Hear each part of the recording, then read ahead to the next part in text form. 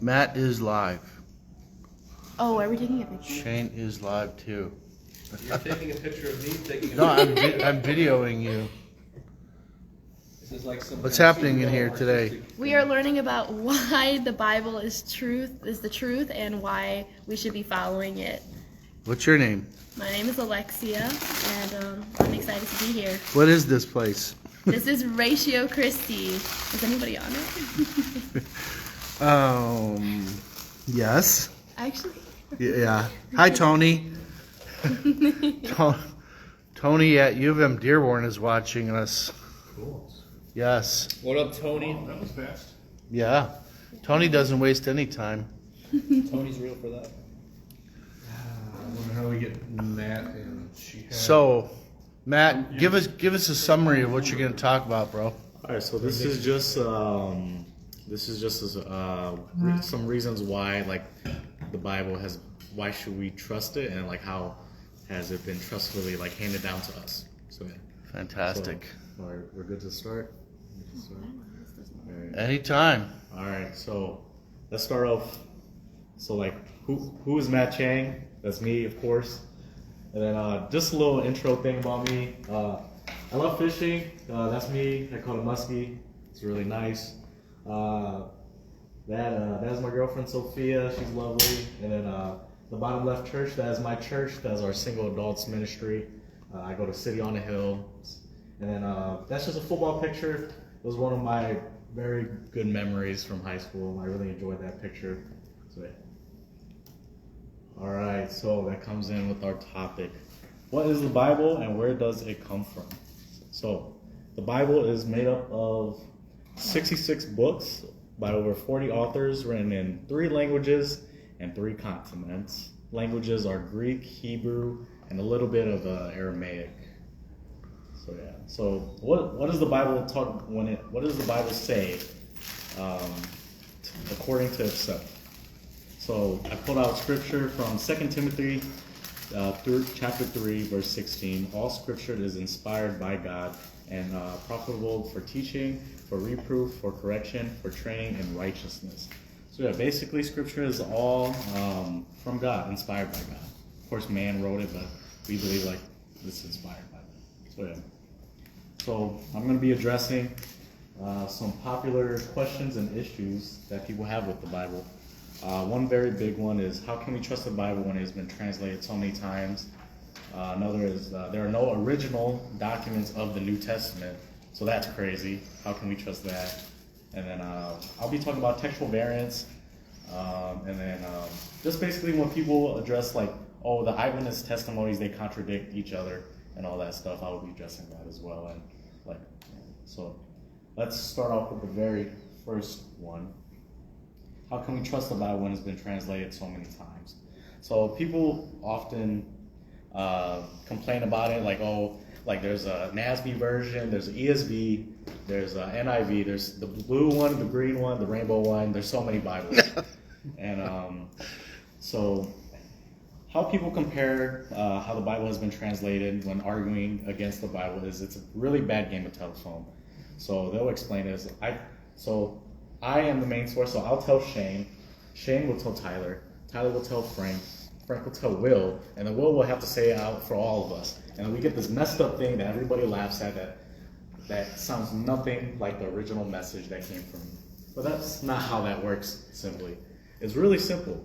So how the game of telephone actually goes is, so I have a ESV Bible at home.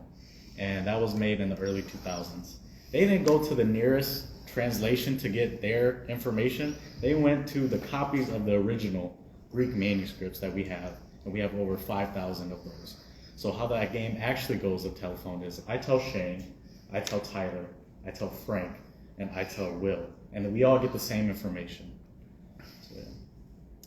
And then that leads me to my next statement, is that we have no originals, or at least we don't think. We have no original documents of the New Testament, so how can we trust that?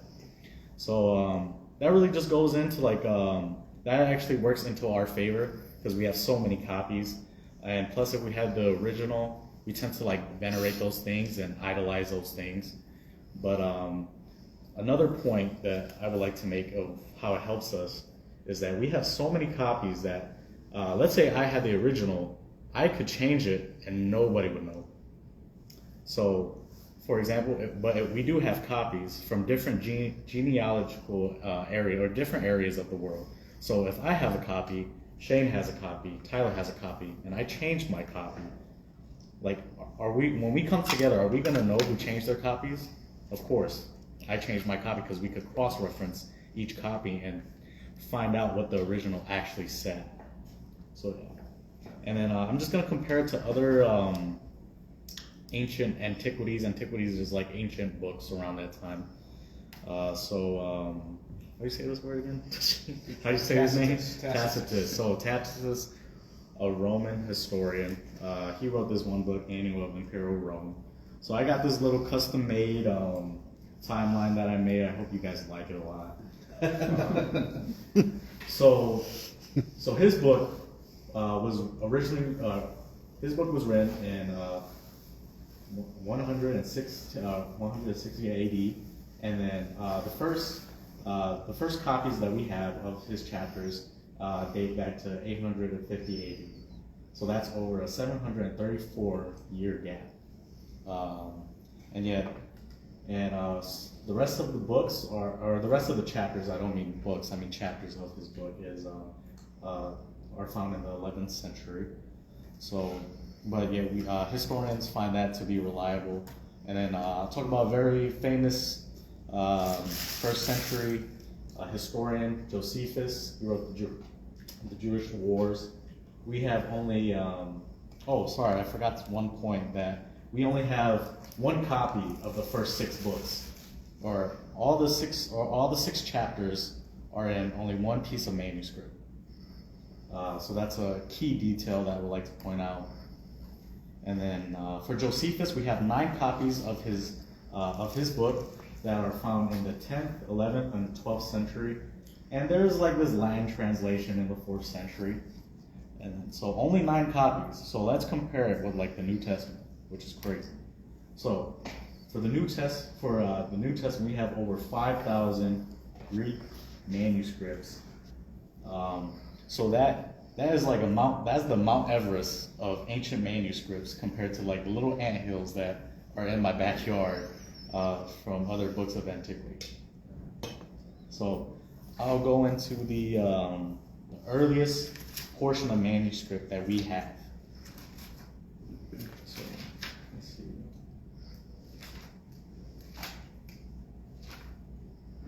So the earliest portion of manuscript, or copy of manuscripts that we have for the New Testament, is a portion of the Gospel of John, John 8. It has 5 verses. It's like a little, it's a very small little piece of manuscript.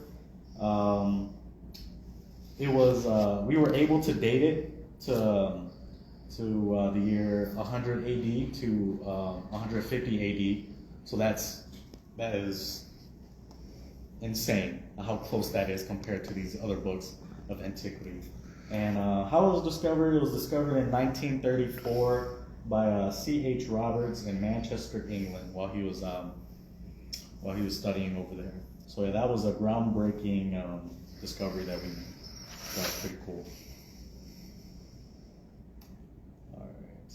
Oh yeah, and the only thing that comes close to the New Testament in numbers of manuscript is Homer's book, and then there are fewer than 650 manuscripts, and those date back from the 3rd and 2nd century, or those manuscripts date back from the 3rd and 2nd century.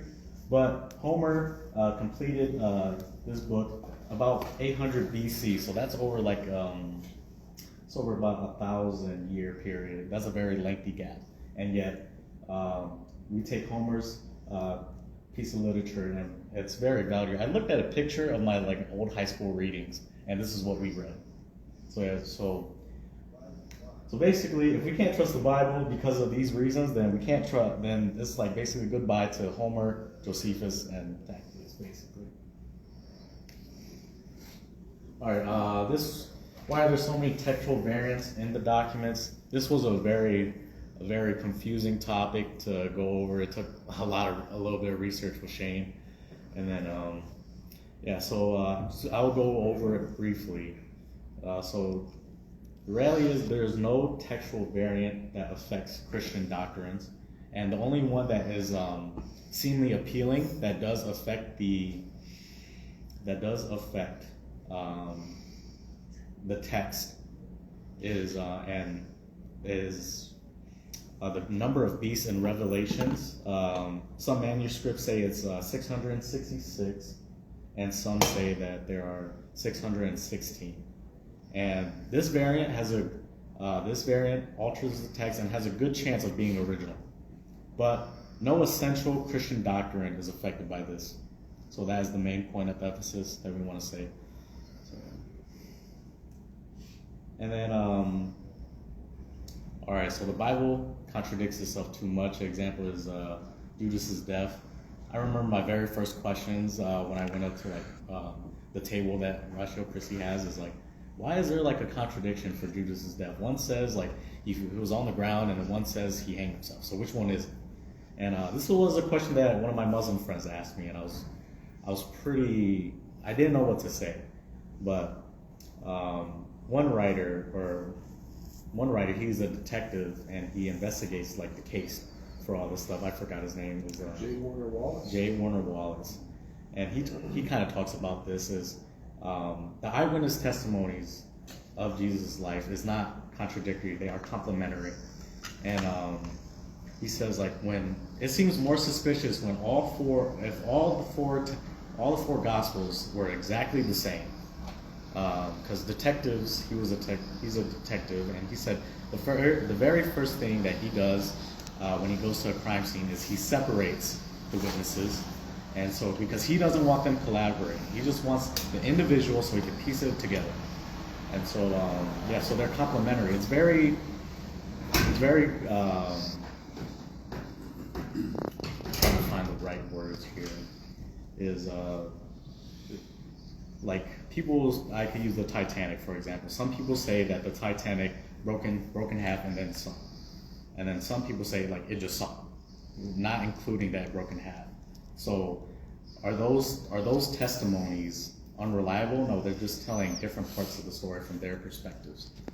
So that's truly what the eyewitness testimonies mean. So they're complementary to each other. They complement each other.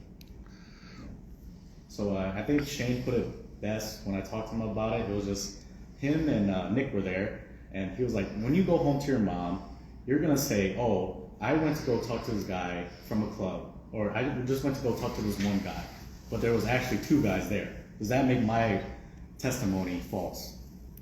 Not necessarily. So, yeah.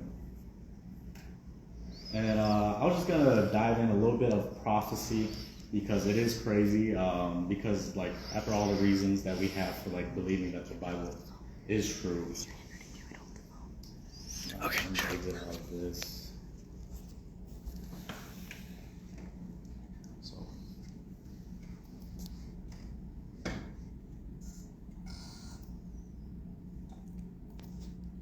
All right. So one of the key things is Isaiah 53 is 12 verses. Do we have any volunteers to read?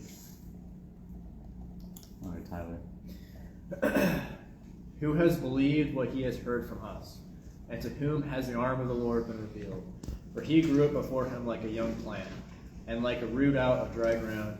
He had no form of majesty that we should look at, and no beauty that we should desire him. He was despised and rejected by men, a man of sorrows and acquainted with grief. And as one from whom men hide their faces, he was despised, and we esteemed him not. Surely he has borne our griefs and carried our sorrows, yet we esteemed him stricken, smitten by God, and afflicted. But he was pierced for our transgressions, he was crushed for our iniquities. Upon him was a chastisement that brought us peace, and with his wounds we are healed. All we, like sheep, have gone astray. We have turned everyone to his own way, and the Lord has laid on him the iniquity of us all. You want to keep going? Or? Yeah, we got a couple. Sorry for the meaty passage. Okay. He was oppressed and he was afflicted, yet he opened not his mouth. Like a lamb that is led to the slaughter, and like a sheep that before its shears is silent, so he opened not his mouth. By oppression and judgment he was taken away, and as for his generation who considered that he was cut off out of the land of the living, stricken for the transgression of my people. And they made his grave with the wicked, and with a rich man in his death, although he had done no violence, and there was no deceit in his mouth. Yet it was the will of the Lord to crush him. He has put him to grief, when his soul makes an offering for guilt. He shall see his offspring, he shall prolong his days, the will of the Lord shall prosper in his hand. Out of the anguish of his soul he shall see, and be satisfied. By his knowledge shall the righteous one, my servant, make many to be accounted righteous, and he shall bear their iniquities. Therefore I will divide him a portion with the many, and he shall divide the spoil with the strong, because he poured out his soul to death and was numbered with the transgressors. Yet he bore the sin of many, and makes the intercession for the many transgressors. Thank you, sir, for reading that really little mini passage. But yeah, just the main point of emphasis is just like this was written way before Christ was ever born. So, and the reality is that Jesus did live, Jesus did die, and Jesus did resurrect, or physically and bodily resurrected. And that this is crazy that this was written so way back before he was even born. So yeah, that's just the main point of emphasis of just prophecy and how it came true. And because it came true, like, it's just, you gotta trust it. So, and then, just one thing. Sorry, I forgot. I completely disregarded my notes when I started. But, just one main point of emphasis of how many manuscripts we have. We have manuscripts from Latin, Syriac, and we have Latin, Syriac, Coptic manuscripts. So even if we lost all the Greek manuscripts, we could rebuild the New Testament just of those copies alone. But I'll take a step further. If we lost the Greek, Latin, Syriac, and Coptic manuscripts, we could still rebuild the New Testament by the early church fathers' sermons, letters, and commentaries that they wrote. We could write all but 11 verses exactly of the New Testament. So that is insane that we're able to do that just by the early church fathers' commentaries, letters, and sermons alone. So that was a pretty cool thing of research. Yeah. So let me see if I got anything for you guys. Yeah, that's basically the end of my presentation. And so yeah, that's pretty cool. Is there any questions that you guys have for me? How does this compare to the Quran? In the sense that Muslims claim that the Quran doesn't have any of these variants.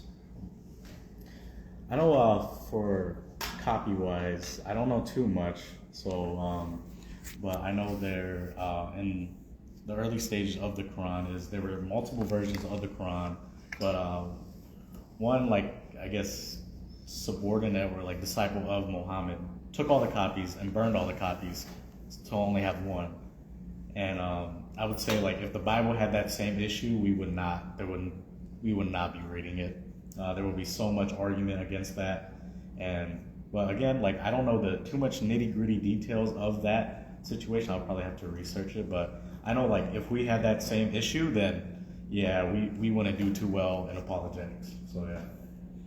I like what you said earlier about how it's the multiple amounts of copies that we do have, even with their variations, that actually end up proving it. So in contrast to what you guys are talking about how Uthman, who's you're referencing, grabs all these competing versions of the Quran and destroys them, we can see that everybody did not get together with the Bible and destroy them all until they just had the one that they liked.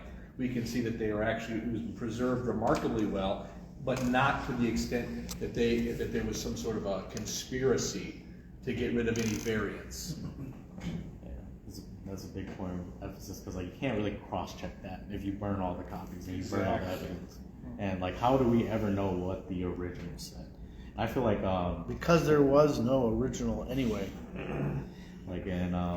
I feel like that really does, like, because that's God's main point of emphasis, that He wants to preserve His word, and He doesn't want, like, like idolatry. We talked about this before the meeting. It was just like we tend to venerate those originals, and we tend to idolize those originals. So God is more in like trying to emphasize His word than like a piece of paper, a piece of papyrus. So, oh yeah, one other thing that I forgot to talk about is the textual variants. Is textual variants, how they count a textual variant is like the word placement and the spelling. And let's take into account that this was written in Greek. The Greek language, it doesn't really matter like the word placement of the sentence. So for example, in English, the sentence man bites dog and dog bites man means completely different, two completely different statements. But in the Greek, the word placement doesn't really matter. So they'll, Dan Wallace talks about this a little bit better than me, unfortunately. You know, he's a smart guy. So he does the example. There are over like 800 varieties or versions to write John loves Mary.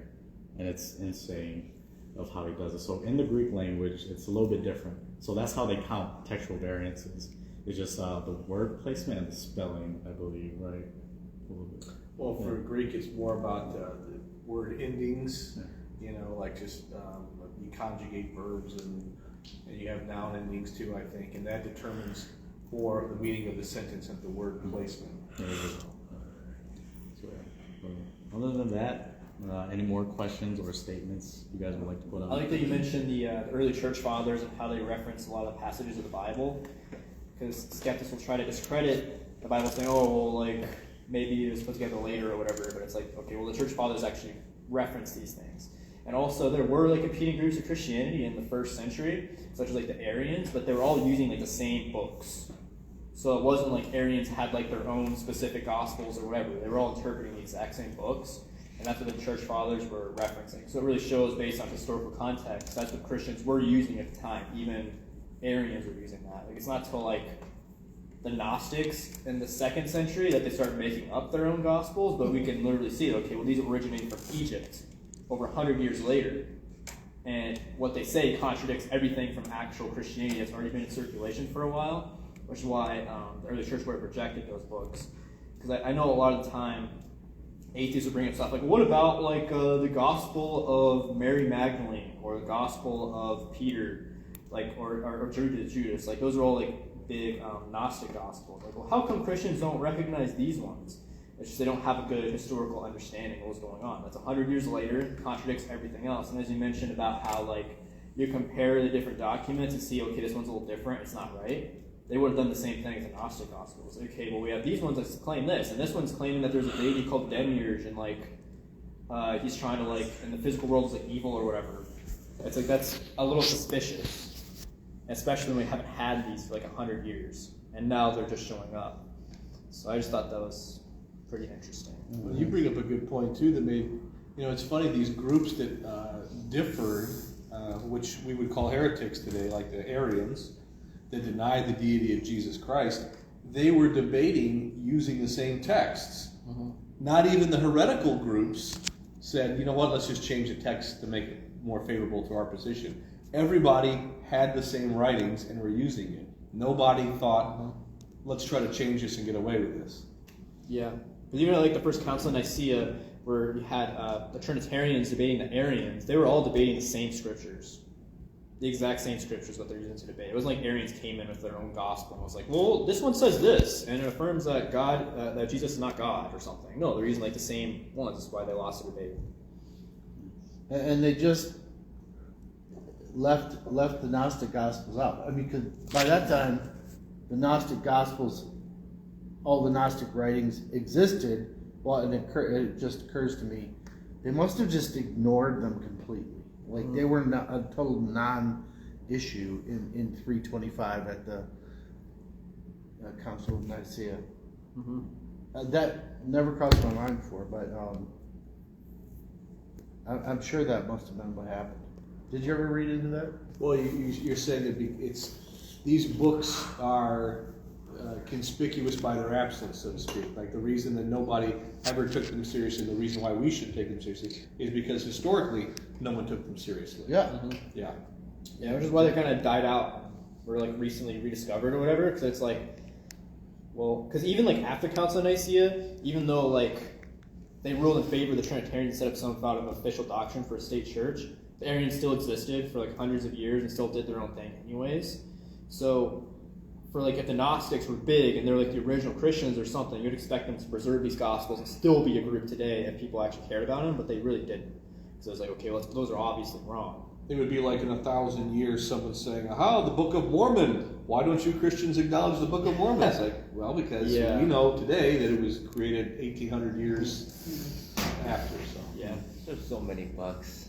That's all I can say. yeah, but you paid attention to Matt's presentation. Yep. This one was preserved. And I like what you said, too, about the Isaiah passage. And in your research, I don't want to put you on the spot here, but can you tell Will how many years the prophet Isaiah, that's who he was reading, right? Remember when he was reading that about pierced for our transgressions? Can you put that back up? Yeah. Did you happen to come across how many years that was before Jesus? I mean, I don't know the exact, but it is like over. Sorry, It's going to speak to you. I'm sorry, but I The think prophet, it's the angel Jibril. No, I'm joking. I think it's. Correct me if I'm wrong. I think it's over 1,000. It's 700 years. 700 Yeah. years, 700 years. So the prophet, he was reading, right, about talking about the one who's going to come and bear our sins and be pierced for our transgressions, 700 years before Jesus was born. Mm-hmm. Now that's something for atheists to try to explain. I'm glad Matt brought that up. Good job, Matt. Now, I mean, what's cool about this passage is, and what's fun, is it doesn't say it was Jesus anywhere, right? But if you go up to any rando downstairs with this scripture passage and say, read this and tell me who it is, like 99 of 100 will say, oh, isn't that Jesus? That's got to be Jesus. Because it's so obvious. And what's really prominent in this passage is the suffering of this person, this figure, the affliction, the atonement aspect. He was pierced for our transgressions, afflicted for us. And how he was sheep-like in Like a lamb led to the slaughter. Yes. So that's- But here's my question: can you identify the one verse that's about his resurrection, about the resurrection of this figure? It's way more cryptic and understated than the suffering aspect, but you might find it.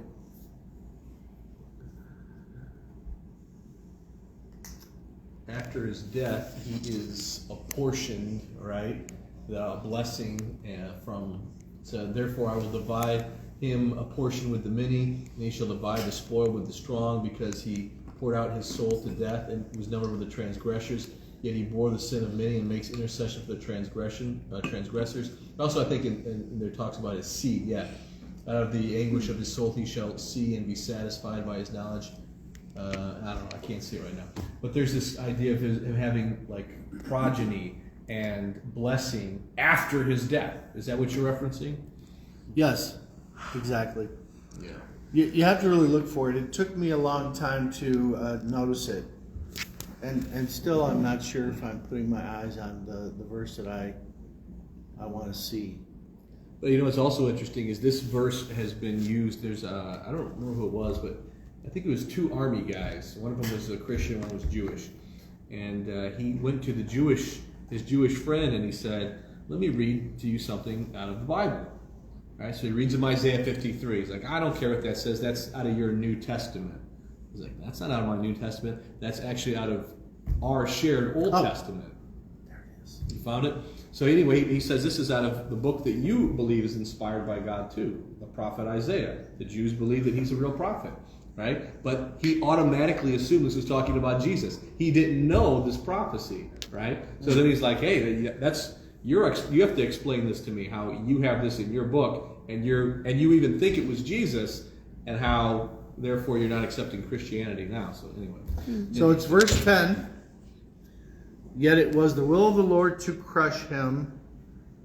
He has put him to grief. Okay, that's the really obvious part. When his soul makes an offering for guilt, he shall see his offspring. He shall prolong his days. Like Shane made reference. Okay, so that's obscure compared to all the rest, which is not at all obscure. He shall see his offspring. He shall prolong it. That's the resurrection. Yeah. And also offsprings like us being fellow brothers and sisters with Christ after his death. So Yeah. cool passage. It's pretty cool that you guys talk about the resurrection, because a lot of people forget that is the part of the gospel as well. Like the gospel is the life, death, and resurrection of Jesus Christ. Like we tend to forget it. We tend to like, oh yeah, he lived, he taught, said some stuff, and then he died for our sins. That's good. But the most important thing is that he resurrected, because that was his stamp of certification that he was the deity, like he was God. Because Christ puts it in the Gospels. This was right after he like exorcised, like casted out this demon, and the Pharisee was like, "Give us a miraculous sign that you are like the Son of God." And he was like, "I'm not going to give you any sign but the sign of Jonah." And the sign of Jonah is like Jonah, the Son of Man, which is him. He's referring to the Son of Man will be in the belly of the earth, like Jonah was in the belly of a fish for 3 days, and on the third day he will resurrect again. So yeah, so he's basically saying the resurrection was his stamp of certification for him being the Son of God. So that's really important as well. I wish we had a holiday about the resurrection. Oh, we do! Gosh. Some historical context that I like that kind of validates the resurrection is that the Jews and Romans never really denied that his body was missing from the tomb at all. Would you think they would have done that? Because at least initially when Christianity started, the Jews, of course, were very hostile towards it and saw it as like a heretical cult that was kind of taking over, and it was kind of a threat to what their domain was. So they had every single incentive to try to deny everything. But hey, this guy didn't actually resurrect, he's fake, he's not a real one. But that at least acknowledged, like, yeah, his body was missing from the tomb because people saw that. So we can't really deny it. And a lot of people try to say like thieves stole the body, but I do believe like the clothes were left there. So like I kind of think about like a football jersey. Like if like Tom Brady left his jersey right here, they would take the jersey. So like Jesus was kind of like that. Like he was like that. He had that kind of stature. Like you would take the clothes to sell the clothes. Like, oh, this is what Jesus wore. So yeah, it's just the claim that thieves stole it. Like they would take the clothes as well. So yeah. Yeah, and also it doesn't make sense for thieves to be able to move the stone and then just deal with the Roman soldiers outside and just like, yeah, I'm not going to do anything about them. Like, they're just going to let them in because, like, the punishment for allowing someone so important to disappear from the tomb, well, Romans had very harsh penalties, punishments for their troops if they ever disobeyed orders or failed, like, at all. Like, you would be lashed. Possibly life or death, yeah. Yeah. So it's just a little weird. They're just like, yeah, just let them. We'll take one for the team. I know the resurrection, the evidence for it is a little bit harder because it's a supernatural event. So like one thing that we emphasize is the disciples of how when Christ was crucified, they were all cowards. They all ran away from him. But then all of a sudden, when they had claimed to have seen Christ risen from the dead, they were willing to die for what they've claimed to have seen, the dead Christ risen from the dead. So that was a really big thing because they were like, the evidence shows that Peter was just like, I'll never deny you.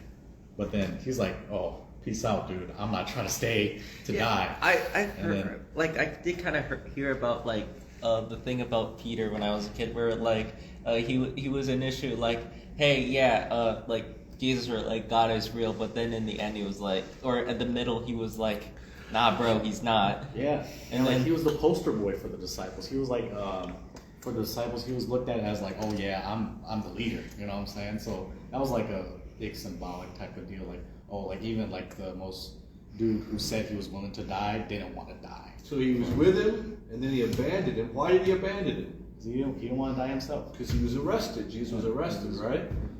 But then what happened after that? Tell Will. I want it to be crystal clear in Can Will's I mind. take a guess? Yes.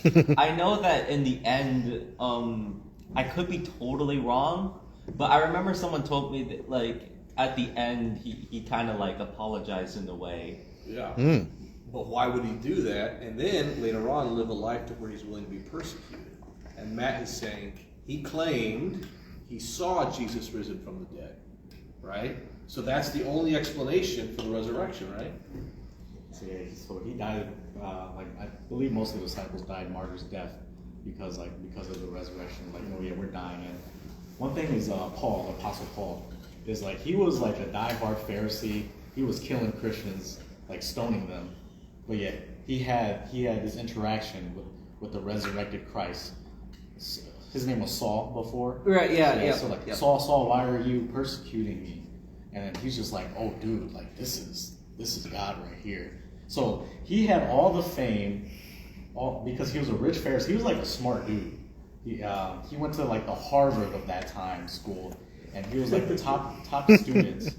And he was rich, but he gave it all up for Christ, for the resurrected Christ. It's just like he had everything to lose for this one claim. So that is amazing in itself as well. Didn't he also get his head chopped off or something like that? I don't know how exactly he died, though. Maybe His history says he was beheaded. Yeah. Let's ask Tony. Tony, what's your question or what's your comment? Now you got 2 minutes to type in something, or we'll just ignore you for the rest. Plus, this is how we'll know if you're really watching, Tony. Tony's a student at U of M Dearborn. You know him? Yeah. Yeah, but that is, Gary Habermas has done work on that, William Lane Craig, this idea that the only theory that explains all the data around the death of Jesus and the change in his followers' life is the resurrection. If he didn't raise from the dead, why are his followers now willing to die and claim that they've seen that happen? You would know if you were lying. It's not just like, I take on faith that he rose from the dead. No, they actually would know if they had seen or not, ate with him or not, touched him or not. And if so, why were they previously cowards and now willing to die for that? Did you absorb any of that, or you were doing schoolwork? I was doing, as much as I want, I know. Can you repeat that? I can repeat that. I think I get what you're trying to, well. Like, why would I, like, let's say me and you are best buddies, right? And then Matt's like, you know what? I don't like that Shane guy, right? And he runs me through and he kills me, right? And then Will's like, ooh, I better not associate myself with Shane now that I know Matt is this psychopath, right? So he's like, I didn't know Shane. I wasn't his friend. But then, later on, I come to you and in a resurrected body, I'm alive, and I say, Matt, Will, you're a terrible friend. How could you betray me like this? And I said, but you know what? I love you. I forgive you. And then now you're going around and you tell everybody, Shane, I saw Shane rose from the dead. We actually had some Taco Bell at the Ratio Christi meeting. It was much better than the Little Caesars, right? And I touched him and all these things. And then now Matt's like, I told you to stop hanging out with that Shane guy, but you were willing to die now. So the question is, what's the change? And the only explanation would be, maybe you actually did see me raised from the dead. Otherwise, why would you be a coward before and now you're brave? That's the resurrection argument, basically. So. Because I know like a lot of atheists will make objections to the why would you die for a lie. I didn't like, well, jihadists and like the branch Davidians, they died for a lie, so like maybe the apostles did. And it's like, well, there is a big difference though, is that modern day jihadists never claim to see a miracle. They're believing in specific doctrines and promises to them. That's what they're dying for. The branch Davidians, they never saw David Koresh do a single miracle. So you can easily say, okay, well, these people are just very they're very gullible. They're willing to die for it because of that. It's not because they saw a specific miracle. And so what the apostles said, yeah, we saw him come to life after he was crucified, and he came to all of us. We're all unanimous with this. And that's what they were dying for. It wasn't just a specific ideology or something. And you might say there's a problem there. It was with blind faith, or at least that can be a problem that people have, like the jihadists, for example. Blind faith without evidence. The apostles had the opposite. They had a faith that was rooted in evidence and reason. Yeah, because even in Islam, like Muhammad never did any miracles to prove anything to his followers. They just followed him. So that's the difference there. That Jesus did a miracle, which is what convinced them. Modern day people, yeah, you can't die for life for no reason because you're just gullible and you fell into an ideology. And so you did it.